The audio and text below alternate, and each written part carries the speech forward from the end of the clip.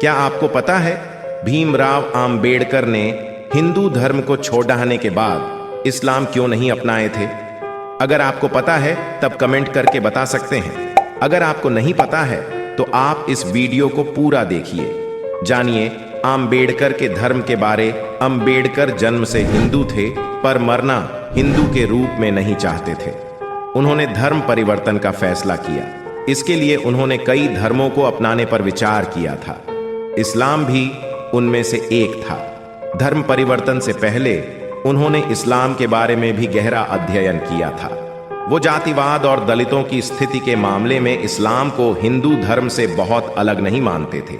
इलाहाबाद के गोविंद बल्लभ पंत सामाजिक विज्ञान संस्थान के प्रोफेसर और आधुनिक इतिहास के जानकार बद्री नारायण के अनुसार भीमराव अंबेडकर इस्लाम धर्म की कई कुरीतियों के खिलाफ थे।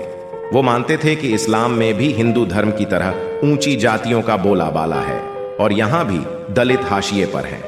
बीबीसी से बात करते हुए बद्री नारायण ने बताया, भीमराव अंबेडकर मानते थे कि दलितों की जो दशा है उसके लिए दास प्रथा काफी हद तक जिम्मेदार है। इस्लाम में दास प्रथा को खत्म करने के कोई खास प्रतिबद्धता नहीं दिखती है।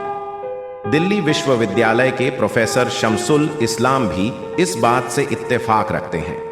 वो बताते हैं, अंबेडकर ने धर्म परिवर्तन के लिए इस्लाम पर भी विचार किया था पर इसे अपनाया नहीं, क्योंकि वे मानते थे कि इसमें भी उतना ही जातिवाद है जितना हिंदू धर्म में। वो बताते हैं कि अंबेडकर मानते थे कि मुसलमानों में भी जो हैसियत वाला वर्ग है वो हिंदू धर्म के ब्राह्मणों की तरह ही सोचता है। अंबेडकर ने स्पष्ट रूप से कहा था कि देश का भाग्य तब बदलेगा जब हिंदू और इस्लाम धर्म के दलित ऊंची जाति की राजनीति से मुक्त हो पाएंगे। शमसुल इस्लाम बताते हैं, अंबेडकर का कहना था कि इस्लाम धर्म के नाम पर जो राजनीति हो रही थी वो हिंदू धर्म के उच्च वर्गों की तरह की ही थी। जैसे हिंदू धर्म में ब्राह्मणवादी राजनीति का बोलबाला था, वैसे ही इस्लाम की राजनीति भी ऊंची जातियों तक सीमित थी। अंबेडकर इस्लाम में महिलाओं की स्थिति को लेकर चिंतित थे। वो बहुविवाह प्रथा के खिलाफ थे। बद्री नारायण बताते हैं, अंबेडकर बहुविवाह प्रथा को महिला मुद्दों के साथ जोड़कर देखते थे। वो मानते थे कि इससे स्त्रियों को कष्ट होता है। इस प्रथा में उनका शोषण और दमन होता है। उन्होंने बताया कि अंबेडकर के इस्लाम न अपनाने के कई कारणों में ये भी एक कारण रहा था। वो दलितों के इस्लाम अपनाने के पक्ष में नहीं थे।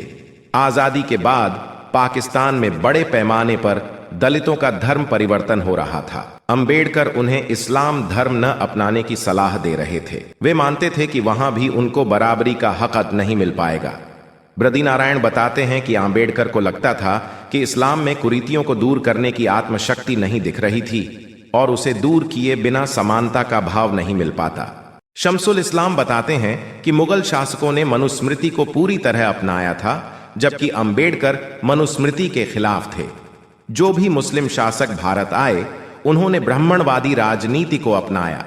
मुगल काल को भी देखें तो मुस्लिम शासकों ने हिंदू धर्म की ऊंची जातियों के साथ समझौता कर लिया था। शमसुल और बद्री नारायण दोनों इतिहासकार यह मानते हैं कि आम्बेडकर दलितों को समाज में समानता का अधिकार दिलाना चाहते थे, जो इस्लाम में संभव नहीं दिख रहा था। यही कारण है कि उन्होंने कई धर्मों के अध्ययन के बाद बौद्ध धर्म को अपनाया था।